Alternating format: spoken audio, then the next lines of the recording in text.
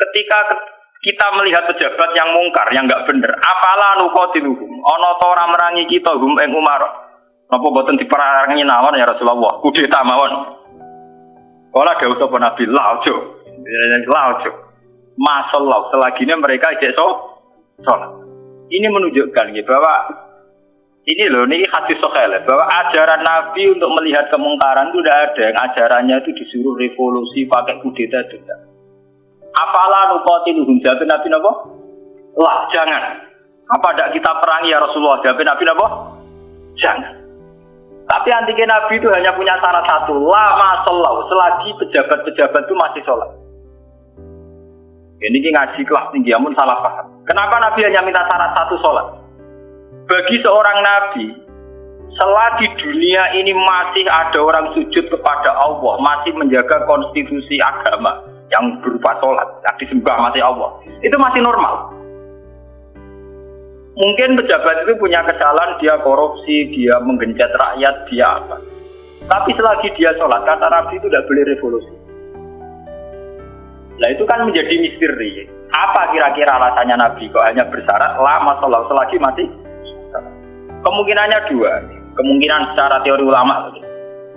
Secara teori ulama, kalau ulang lagi, ini sudah di luar teori sosiologi, teori demokrasi masalahnya. Ini harus pakai teori ulama.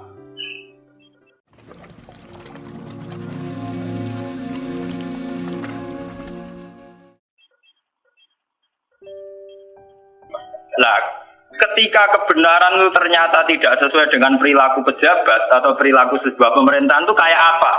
Nah ini terus babu wujubil ingkar ala lumara fima yukhalifu syarka wa tarki qitalihim ma sallallahu wa nahwi dzalik. Ini panduan bagaimana ketika kebenaran itu benturan dengan pejabat-pejabat yang korup, yang salah, dengan hukum-hukum pemerintahan yang salah, itu gimana? Ini langsung kalau baca hadisnya gitu. Bahwa saat demikian kita wajib ingkar tapi tidak harus perang. Kalau baca haddatsana Haddad bin Khalid, haddatsana Hammam bin Yahya, haddatsana Qatadah anil Hasan, Ad-Dubbah bin Mihsan, an Ummi Salamah, anna Rasulullah sallallahu alaihi wasallam. Saat aku nu umaro fa ta'rifuna wa tunkirun. Faman arafa bari'a wa man angkara salima. Walakin man radiya wa ta'a. Qalu afala nuqatiluhum qala la ma sallallahu. Ini panduan saat kita sebagai orang soleh ngadepi pejabat-pejabat yang nakal. Saat aku nu bakal ana sapa umara, pira-pira pemimpin, pira-pira amir, pira-pira pemimpin. Pemimpin ini bisa pejabat, bisa pemimpin kultural, pemimpin ormas, wae pemimpin. Umara itu jamu amir. Fatarifuna mongko kenal sira kabeh tapi wa tungkiruna lan ingkar sira kabeh. Kowe iso kenal tapi ya ingkar karena ya mungkin perilakunya sing enggak bener. Faman arafa bari'a. Faman mongko te sapane wong arafa gelem kenal sapa man bari'a mongko bebas sapa man. Saya kenal yo terus iso milah-milah mana yang baik mana yang buruk. Waman te sapane wong angkara iku ingkar sapa man salima mongko selamat sapa man. Ora kenal bupati atau gubernur atau pejabat sing korup sing nakal. Iku sing ingkar selamat. Lah sing ra selamat sapa? Melane mati korupsi ini. Walakin man radiya wa walakin man radiya. Tetapi ini sing ra selamat yo ridho cocok buat apa ya anut wah cocok pinten. Mergo untuk bagi iya. Sabar ngono tuh biasa wae. Biasa wae perkara ngene ae. Walakin man radiya napa? Fataba. Lah ini antike Nabi. Beliau yaitu tadi ikut mayoritas. Nabi ditanya, "Qalu ketika kita melihat pejabat yang mungkar, yang enggak bener, apalah nuqatiluhum? Ana ta ora merangi kita hum ing umar? Apa boten diperangi nawon ya Rasulullah? Kudeta mawon." Kala dawuh sapa Nabi, "Laojo." Laojo.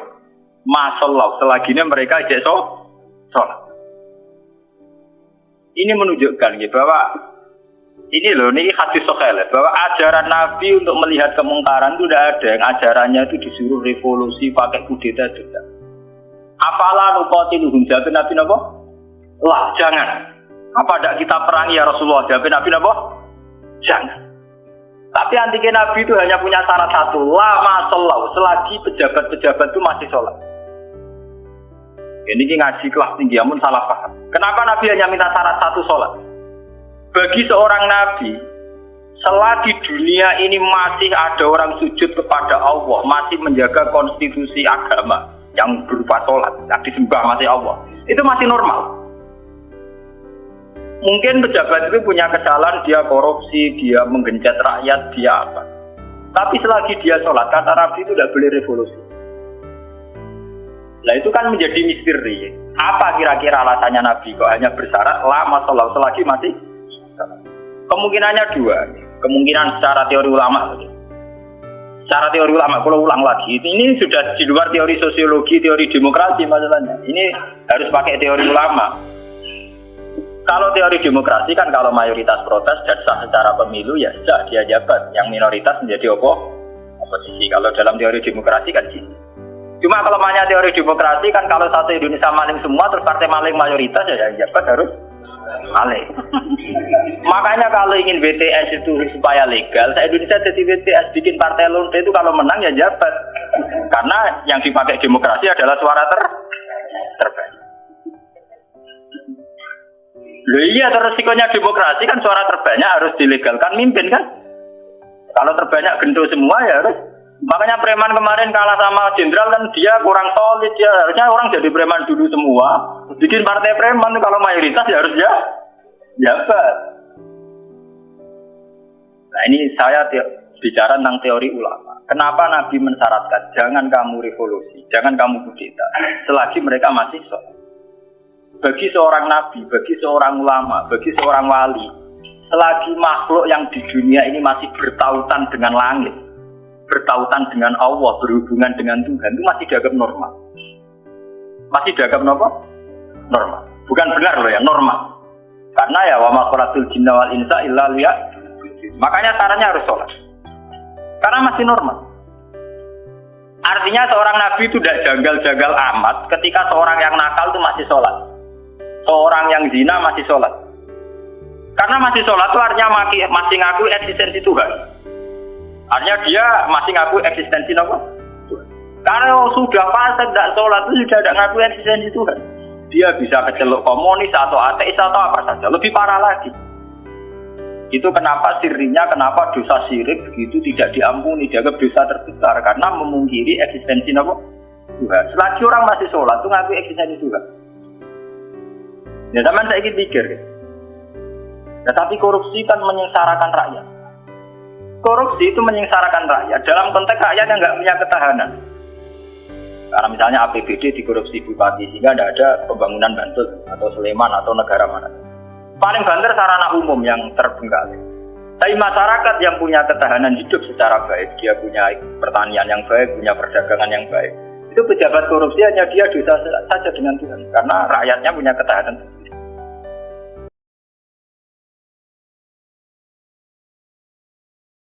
Makanya Nabi berpesan semua kesalahan itu dimulai dari masyarakat tidak punya ketahanan. Alaikum anfusakum la yadurrukum man dhalla idza. Kalau kita sudah miskin, pejabatnya korup, kita tambah miskin karena kita kayanya menggantung kebijakan negara, misalnya lewat BLT, lewat sarana umum, lewat pekerjaan massal. Tapi kalau kita sudah kaya, pejabat korupsi itu hanya salahnya dia dengan negara, tidak punya akibat ke kita karena kita sudah kuat. Jadi ya pejabat korupsi salah, sama dengan salah. Tapi jangan katakan bahwa korupsi sumber segala bencana. Enggak. Sumber segala bencana adalah saat individu cara hidup tidak sehat, cara berekonomi tidak sehat. Ingat itu dalam aturan Islam kullukum ra'in, bahwa kalian pemimpin pada diri sendiri. Saat diri sendiri kita tidak kuat, dengan kesalahan orang lain kita rentan. Bahkan saat dimiskin, tanpa dimiskinkan, kita sudah miskin. Kata siapa kalau pemiskinan negara ini karena salahnya Orde Baru? Madun ora tau ana sing miskin, miskin dhewe. Roken ora tau ana sing miskin, miskin. Idam Samawi ora tau dolen ning Roken wis kere. Berarti kekerean ini bukan kesalahan kebijakan pemerintah. Kesalahan SDM kita kan. Memang pemerintah ikut memperparah pejabat, tapi jangan katakan begitu. Wis kali-kali nyala awam dhewe kok. Kita ini tanpa dimiskinkan orang sudah miskin. Tanpa didolimi orang sudah terdolimi oleh perilaku kita sendiri, oleh pilihan hidup kita sendiri. Ya ora usah ana sing melarat kok melarat. Ana jare kanca kula, wah aku bar mergawe modal sak mungene bangkrut, kowe bangkrut bar modal, aku sedurunge bangkrut. Kere ku wis bawaan. Wah, kere lateng. Nih, artinya kere-kere kita ini adikan pejabatnya wis hasil iku yo tetep kere. Jadi Bupati Bantul, Cek Sleman, Cek Diae, kok ora korupsi lah, sing kere tetep kere. Wah repot, kami nyalah sopo. Tunggale sistem pendidikan nasional dirubah nganti ngelu mendiknas ya. Udah tarik SDM rendah atau sinau tetep bento. Sebelum ada paket-paket UNAS wis do bento. Bentone ora salah pemerintah, ora gelem belajar. Apa susah ae sih ora sekolah belajar dhewe maca-maca buku tak apa. Jadi kita ini kan bodoh sedurunge dibodhokno, melarat sedurunge dimelarat. Makanya Nabi itu tidak begitu fanatik dengan aturan-aturan sosial. Nabi sebagai Nabi hanya punya pesan lama sholat, selagi masih sholat. Selagi di alam raya ini masih ada orang yang mentautkan, yang mengkaitkan hubungan hidup di dunia ini dengan Allah, dengan Tuhan itu masih normal. Oleh Nabi dianggap masih normal. Jika Nabi kalau nyurati raja-raja ya kamu masuk Islam. Setelah Islam kamu selamat. Itu Nabi tidak ada syarat bahwa kamu harus menjadi rakyat saya, pengikut saya itu enggak. Karena ya seorang Nabi itu hanya butuh supaya dia manusia di alam raya ini punya tautan, punya hubungan dengan hukum Tuhan. Makanya Nabi menghentikan lama sholat, selagi masih sholat. Itu kemungkinan pertama. Kemungkinan kedua, Nabi masih berharap dengan sholat itu, kalaupun dia nakal, tidak nakal-nakal lama. Tidak mungkin seorang yang sholat istiqomah, kemudian nakalnya nakal-nakal lama. Karena tidak mungkin dengan kekuatan sholat itu kemudian menjadikan perzinaan menjadi kebutuhan. Menjadikan minum menjadi kebutuhan. Paling aksiden.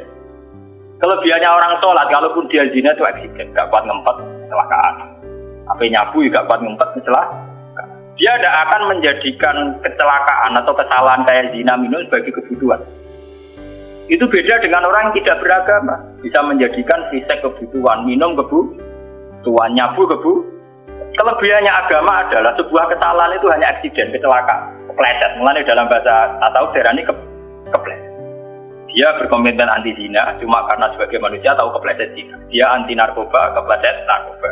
Dia tetap anti kemungkaran sebagai manusia kepleset di Itu beda dengan saat kita ateis atau komunis. Kita dari awal tidak percaya surga neraka, tidak percaya Tuhan, tidak percaya sanksi. Maka semua kesalahan ini ada salah, tidak ada benar.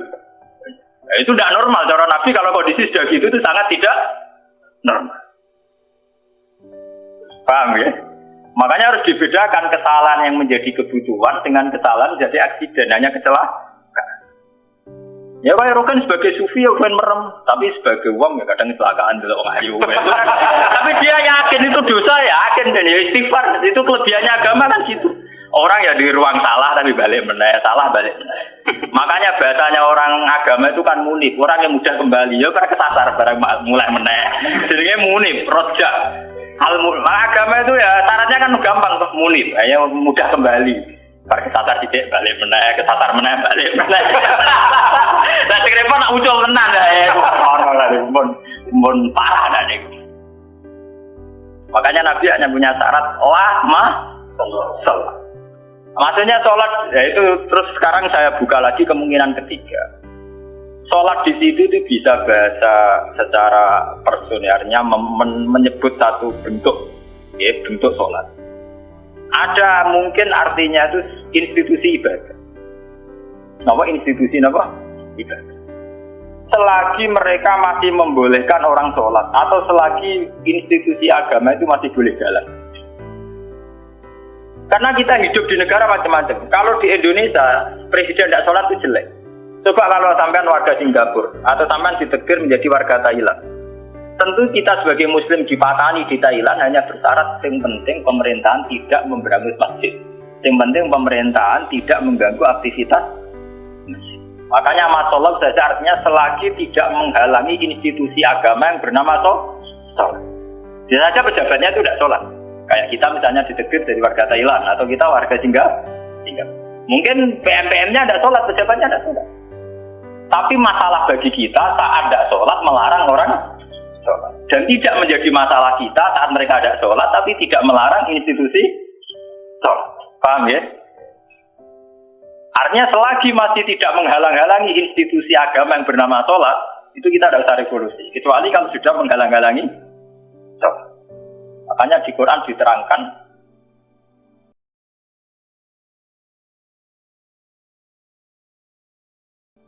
masalah perang itu harus kita lakukan ketika ada lahud dimat suami wa biya'u wa sholawatu wa masajidu yudharu fiha ismullahi katsiran. Itu hebatnya Quran. Jadi dari awal Quran itu ingin sekali gak ada perang, kecuali kalau simbol-simbol agama dihalang-halangi, dihanguskan. Makanya di Quran nonton ayat walau la daf'u hinna sabadhum bi ba'dil lahud dimat suami'u wa biya'u wa sholawatu wa masajidu jika yuskaru fi hasmullahi katsiran wa la yansuruna wa mayyan. Oke, ada perang kalau simbol-simbol agama, institusi agama sudah dilanggar. Yaitu misalnya dia tidak boleh berdiri, orang tidak boleh Nah, kita sebagai ulama, sebagai seorang muslim, perhitungan kita sederhana. Selagi bangsa Indonesia atau pejabat Indonesia tidak menghalang-halangi institusi yang bernama sholat, ibadah, kita harus ngakui itu pemerintahan yang sah. Karena kita sebagai orang yang beragama, hitung-hitungan kita sholat saja. Orang untuk duit atau orang pokoknya kalau itu hitung-hitungan ya. Aku nak umat ulama itu ya, umat ulama yang ini gitu. Nah umat gendone ya gitu yang duit. Ya karena umat. Mari dosanya kan mau accident, umat kecelakaan. Orang laten, orang dosa apa? Kan rum komunis kan kita ada komunis orang. Makanya lama sholat itu bisa saja artinya yang penting institusi sholat itu tidak Makanya banyak dulu ulama-ulama dulu yang hidup di Tashkent, di Azerbaijan. Dulu Imam Bukhari itu orang mana? Sampai kira orang Bukhari itu orang Mekah atau Madinah? Tidak, dia orang Azerbaijan. Sekarang ikut Tashkent. Makanya kalau kitab-kitab dulu namanya As-Samarqandi. Samarqandi itu Tashkent. Sekarang kalau tidak ikut Ukraina atau Azerbaijan, makanya kawasan sana di Bukhara. Itu dulu ya biasa saja mereka punya raja yang tidak Islam atau apa. Biasanya taruhannya raja itu baik, tidak menghalangi orang sholat. Makanya dulu Nabi ketika di Mekah ya biasa hijrah ke Habasah ke Ethiopia. Saat itu rajanya tidak Islam. Nabi mengira diperlakukan secara baik, artinya saat Nabi beragama tidak ternyata di Ethiopia, di Habasah saat Nabi beragama artinya ukurannya itu tidak harus Islam, tapi yang penting saat kita beragama tidak dihalang-halangi. Paham ya? Dalam tarikh kita kan begitu tuh. Makanya Nabi perhitungannya satu. Dalam kekecewaan kita terhadap pejabat, terhadap pemerintah, yang penting jangan ada kudeta, jangan ada revolusi yang berdarah-darah. Lama sholat, selagi masih ada sholat. Makanya kemungkinannya itu kalau dalam konteks Indonesia pejabatnya sholat, kalau dalam konteks non-Islam, yang penting pemerintahnya tidak menghalang-halangi orang sholat. Kayak di Amerika, di Eropa itu kan masih banyak yang baik, itu masjid tetap boleh berdiri, aktivitas Islam itu masih normal ya. Dalam pandangan Nabi begitu itu masih apa? Nah, lewat ngaji ini biar jenengan tahu betul bahwa betul ya kita sudah punya panduan politik ya, panduan politik, panduan sosial itu kita sudah punya deh. Masalahnya roh tak orang menurut roh kita tak orang, tak ulang Mulanya kita ulang, maksudnya pentingnya ngaji ini biarnya kita tahu. Sebenarnya panduan-panduan itu sudah ada. Bodohmu dong dibodoh, wis bodoh lagi kemarin perkara. Melarat tuh tim melarat wis napa? Mbok melarat ngenteni tim melarat wong. Jadi keren. Aku buang terus mari duitku dibodohi wong keren. Tawangane melarate ngenteni dibodohi. Wah, aja sampe ora tau ana sing bodohi wis melarat. Lu parah. Ora tau dibodohi, ora tau bisnis kok wis melarat. Ana wae. Melarat sing apik to. Ngenteni dibodohi. Wah, misalnya jadi kiai yang ngono, di rival politik dijatuhno lagi jatuh keren. Jatuhnya ngenteni dijatuh. Orang sing jatuh kawes blesek.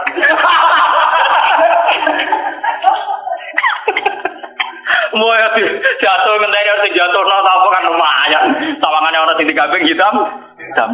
Mau dhisik dadi kiai gara-gara disaingi ku terus ambles. Ora ono sing nyai kok wis ambles. Waduh. Wana jatuh sing terhormat, melarat atau sing sopan sithik urip. Jadi walakin man radhiya wa ta. Qalu padha matur sapa sahabat apalah nuqatilu. Ono ta ora merangi kita hum ing umara. Jawabe Nabi qala la gak usah revolusi, gak usah perang sallallahu alaihi salat ya. Al-Fatihah.